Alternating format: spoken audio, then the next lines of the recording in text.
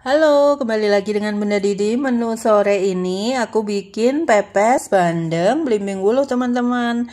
Bandengnya aku pakai bandeng presto aja, jadi lebih mudah matang dan udah empuk ya, bebas duri juga.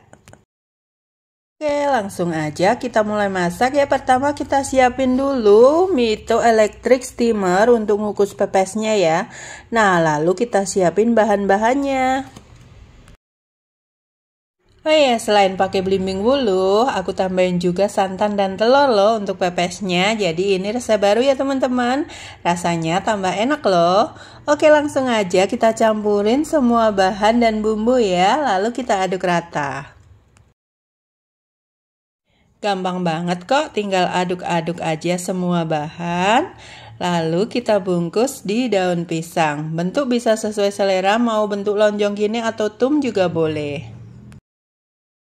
Selanjutnya tinggal kita kukus pepesnya pakai Mito Electric Steamer STM 100 dari @mito.id. Nah, ini kukusan 3 tingkat yang serbaguna, bisa untuk mengukus makanan atau menghangatkan makanan. Nah, setelah pepesnya matang, kita bakar sebentar biar tambah harum ya.